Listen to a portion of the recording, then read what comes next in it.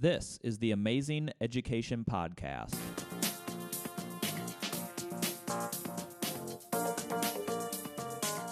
Powered by the Ames Community School District, I'm your host, Eric Smith. On today's episode, we are joined by Ames High senior Adam Wolf. We're going to have an amazing conversation to reflect on his high school music career and how he approaches every situation with a sense of optimism. All right, Adam Wolf, thanks for being on this episode of the Amazing Education Podcast. How are you? I'm pretty well. How are you? I'm doing very good. So you're a senior at Ames High. How has your senior year been going so far? It's been a turbulent one. I think it's not what any of us imagined our senior years would be. You know, my whole class, I think, has agreed that this is not quite what we had in mind. But I think that we've all come out of it in definitely a more resilient place than I think we thought we would. Yeah. I think that in March, when everything sort of just was taken away in an instant, it very quickly became apparent that there was not going to be an easy way out of this. And so I think that a lot of us have used this opportunity to create opportunities where we can.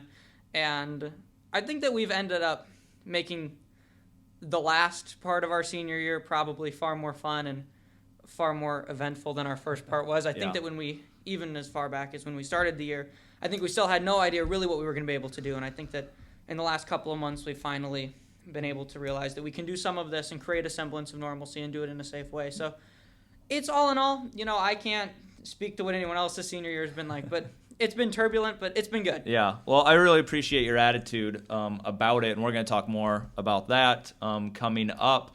You know, I talked with one of your classmates who was a senior actually just yesterday at Ames High, and so, you know, I was asking her about her senior year as well, and I was like, you know, was it more difficult to be a senior this year or last year? And then I had the realization of, although everything started last year, you know, the seniors had 3/4 of their year actually normal, and then suddenly it changed, and, you know, that last couple months was difficult, but, you know, you entered your senior year in a lot of unknowns, and it's different, and but I appreciate your attitude about it.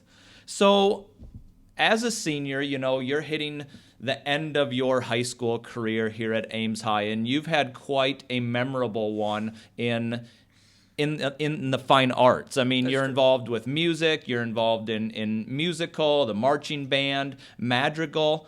Talk to us about your involvement in all of these activities, because you're busy. It's true. I am busy. I like to keep it that way, though. It's more fun that way.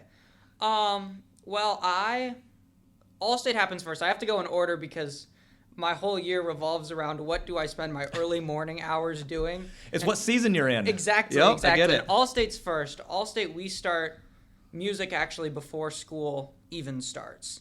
And we all learn that process. And that process is different for band and orchestra kids than it is for choir kids. Yeah. So the Allstate choir process is we actually learn the pieces that are going to be presented at the concert, all but one of them. And so that takes up the first probably 60 days of our early mornings. We come in on the second day of school, and we work before school to get our audition pieces ready. There's a prelim somewhere right in the first part of school to take everyone who wants to audition for Allstate down to the group that will represent Ames High at Allstate. And the band and the orchestra do that too, just so that we have a unified force and we know exactly who's going in and who's going to be working on that music, getting ready to prepare. So we take that, we learn all of the music. Auditions historically have been in groups of 1, 2, 3, or 4. This year it was different. We had to audition as a solo.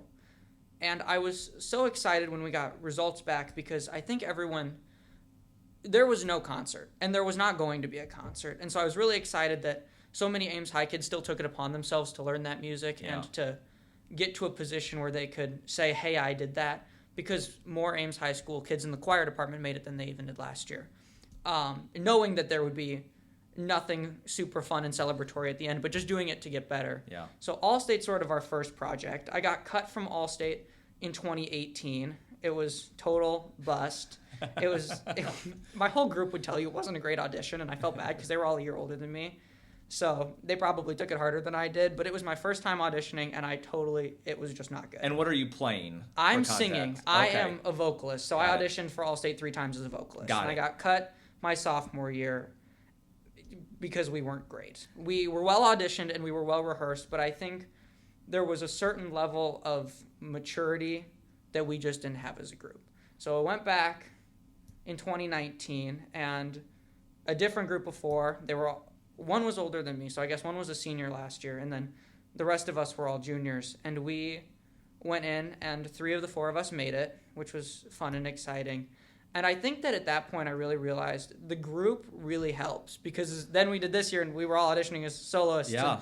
It was a very different atmosphere because, God bless her, Peggy Dieter had to play with all of us and came in all the time to work with all of us. And she did it in a lot less time last year because we had 4 of us to work with at once instead of everyone as a solo.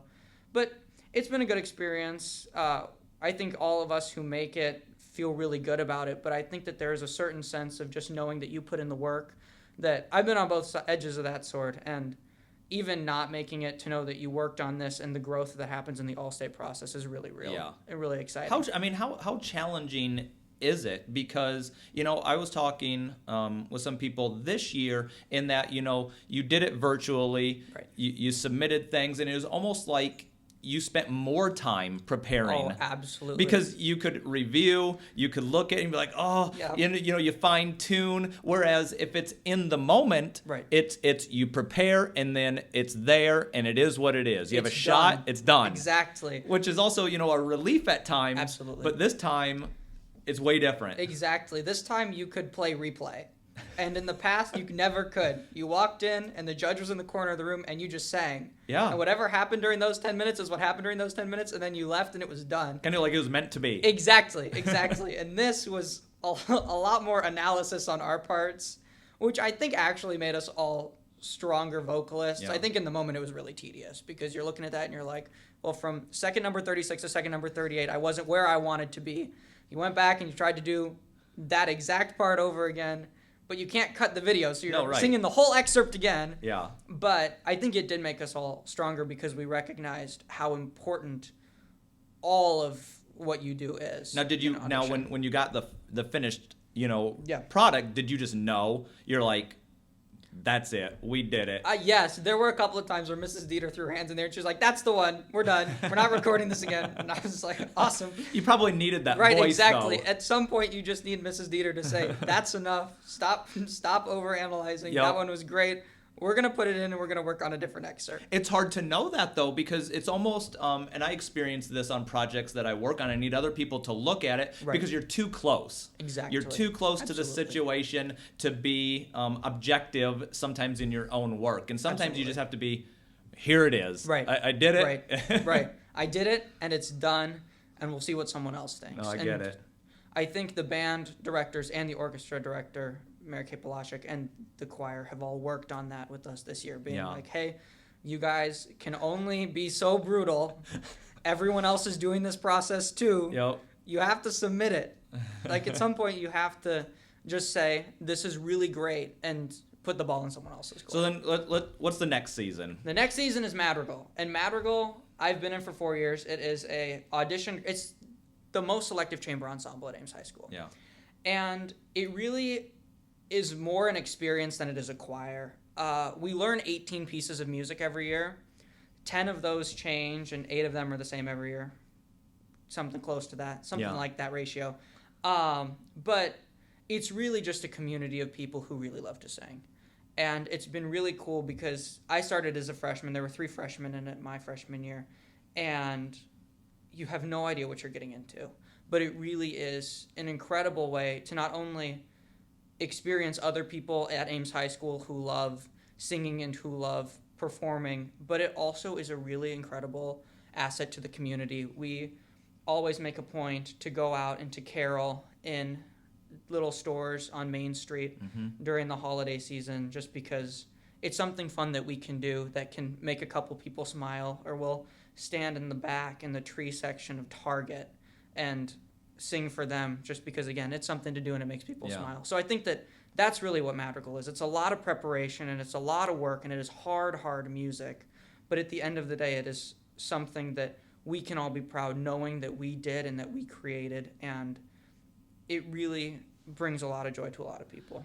How much like with any club or, group, whether it be, but athletics or a club, like how much community or how much, I know that there's a ton of community in it. How much joy of being part of that community and I'm assuming a lot of these other students or your friends, you hang out outside of these things. Yeah, like absolutely. how much are you going to take that, with you and remember? Yeah, I think that's totally a takeaway, and I think that that's maybe a more important takeaway is that these are people who really love to sing, but they're also, you build a relationship with those people. You're working with them every day at 7 o'clock in the morning.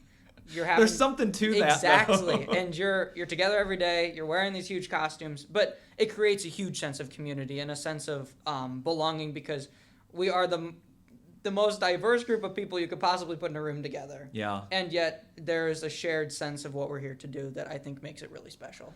I've always found, the people who are by your, everyone has students, that you have class with, or, and I have coworkers that, I work with every day. But you really find out who your friends are by when you go through experiences together. And some of those experiences are super positive, but they can be challenging, which you described. And that it doesn't go away. Like you will have those friends and those memories for years to come. It's pretty cool. It is fun. It's pretty fun. So we have Allstate, Madrigal, and then the year's not over yet. The year is not over. The next project is musical. And I was not involved in musical my freshman year. My sophomore year, I was called in after swim season because Mrs. Dieter needed one more guy to do the tavern scene of Fiddler on the Roof. And I said, okay, I'll do that. And auditioned again last year, got to play Harold Hill in The Music Man, and then auditioned this year and got to play Danny Zuko in Grease. And the musical is a lot like Madrigal in that it's a really unified group of people, but I think the difference in musical and Madrigal is that musical has an added sense of acting. Yeah. There is acting everywhere, and you have kids who don't know how to sing at all, who come in and audition, and who learn singing for the first time through the musical process. There are kids that know how to dance really well who get to use that skill on stage and show that off, you know? So I love that musical embraces so much of Ames High School, whether it be the tech kids, because they do an incredible job with what they do, but also the pit. It's a really fun opportunity to get kids who are in the band and the orchestra, and in some cases the jazz band and things like that, into the pit to get to have them play, because it's a win for us because they give us energy, we give them energy. So I love that they're down there and we're up here on stage and there's that energy. So I love musical because it is such a fun group of people, but it's also a huge group of people who are working together for a common goal. So, and then... Oh my gosh. All sorts of other things. In the fall is also marching band. Yeah, right? That is an experience like none other. I think Ames High Marching Band is different for a couple of reasons. Ames High Marching Band has tradition on its side. Yeah. There are things that we do at Ames High School in the marching band that are just Ames High School. I love the marching band, by the way. I do. And our marching band doesn't compete. So all 4 curricular bands build the marching band. Yeah. So on any Friday night on that field is going to be a freshman who has really overwhelmed with the whole process and a senior who's done this all for 4 years. And I love that about the marching band because it is really something that brings together 300 kids to just perform because they love to do it. This is a point of pride, and I tell a lot of people this. The Ames High marching band is bigger than Iowa State's marching band, Iowa State University marching band. It's a point of pride. It sure is. Really cool. And it's cool because all of those kids understand what they're a part of. Yeah. I think that we have tried as a band leadership team, and I know that the band directors put a huge emphasis on this during marching band season, is we want to make sure that every kid knows that they are a part of something bigger than themselves. Yeah. They're a part of the Ames High Marching Band, and when they float the Ames up and down while they're playing Ames High Loyalty, it is so much bigger than one person doing those moves. Let's talk about, you're a senior this year, and so, you kind of went through your, high school career in some ways as far as maybe not being a part of stuff early on, and then, your last several years being a part of things, but now you're the senior, and there are other students, whether it's in marching band or the musical, they know you're the senior. That's true. So how much did you embrace that? I mean, I know you referenced being a part of marching band leadership this year. Like, how much did you embrace that your senior year? I think that you had to embrace it all, and I think especially this year, we had to embrace everything that was coming our way. We did Madrigal after 3 reschedulings at the end of January when it's usually the first weekend in December. We did musical a month late. So I think in some ways you just have to embrace that this is my senior year, and if I want to get something out of it, I have to get other people on board, And I think that created a forced sense of leadership at the start that we really, and the whole class really at Ames High School has embraced that, is if we want to do something, we have to get everyone involved because we can't take this on our own. And so I think that that's been really fun. Does that come natural to you?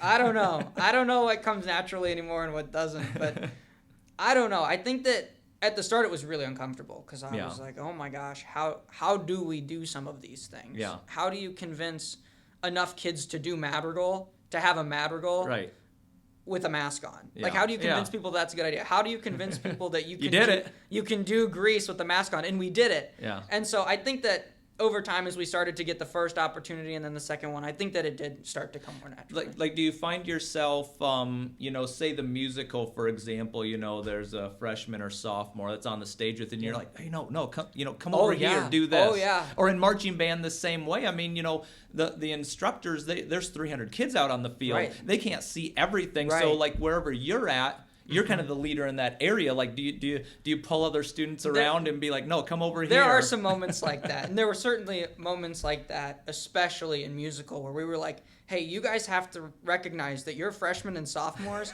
and there are so many more of you than there are the 12 of us who have lines in this show. Yeah. So you have to understand that you are incredibly vital to what we're doing in Grease. But seriously. Oh, absolutely, because they're giving us our energy. They're having fun. They're not in as many scenes, but the scenes that they are in are so pivotal to what we're trying to accomplish, whether it be we're performing a prom or we're doing Grease starts at a high school class reunion and they all have to look bored out of their minds, but that sort of thing is what makes the show. Yeah, because if it was just the 12 of us who had lines doing Grease, everyone would be bored out of their minds. Well, but these are lessons that everybody learns in whatever project they're working on. I mean, you learned it when you were a sophomore. Totally. I mean, you didn't have all the lines, when you were a sophomore, but you pick up how a show is put on. Absolutely. So that when these students become seniors in a couple years, they're in your position. Exactly, they're in a position to succeed.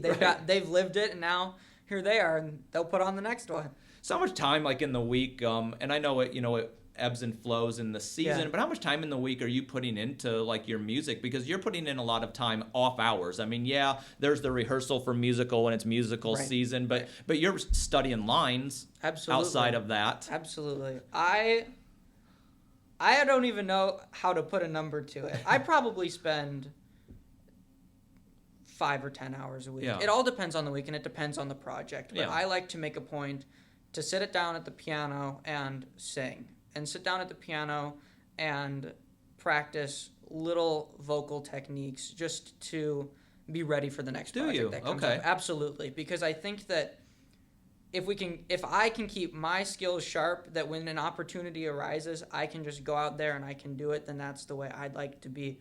So absolutely. So I practice all the time, both for projects that do exist and for projects that I hope will come up. Yeah. So that's usually what I do. Are you going to, now music, I've always found, I mean, it's a lifelong endeavor, Absolutely. But are you going to continue it next year? I'd love to. Okay. I'd love to be a part of a choir. I'd love to continue singing and see where it takes me. That's the cool thing about music, though, is that you can make it whatever you want to be for decades to come. Yeah. I mean, you really can. No one stopped singing because they got too old. So I love that about it because I can do... you can take it and you can do what you want with it. Yeah. And I think that's really cool. Well, and it can change over time. Absolutely. Whatever you're interested in now, 10 years from now, it could be the same thing. Totally it could different. be very different. Absolutely. That's really cool.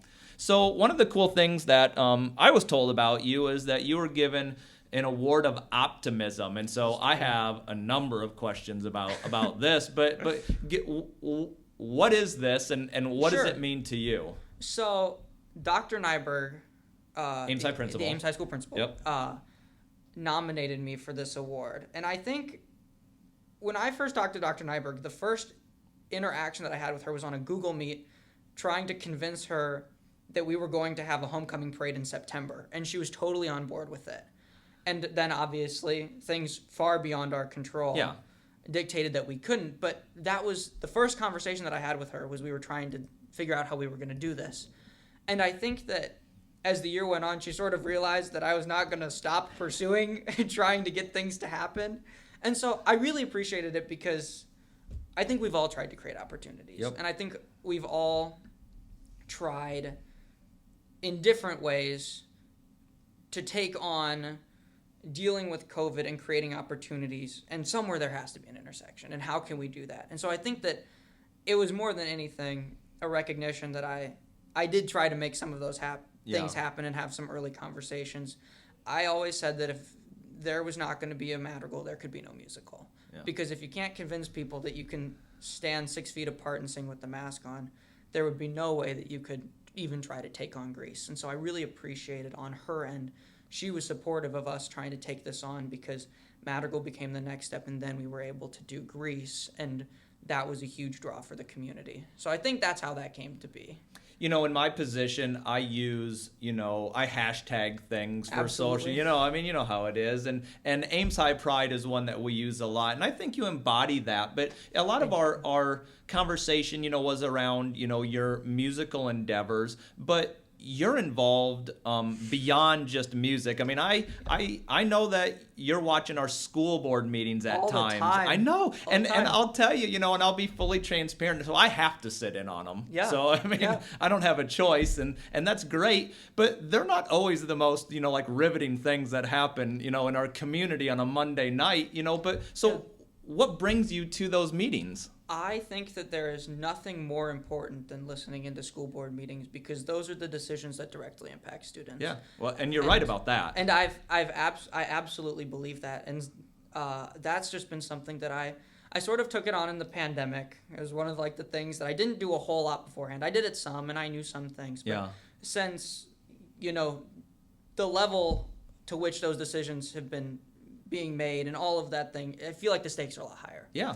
And so I've tuned into almost all of them, sometimes for well over 6 hours, because I really think it's important. I think that the work that they do is incredibly important, and the decisions that they make are incredibly important. And if I can be a small voice sometimes in what I think is right, or if I can tune in to try to better understand what other people are thinking is right, I will gladly take that opportunity. It's not...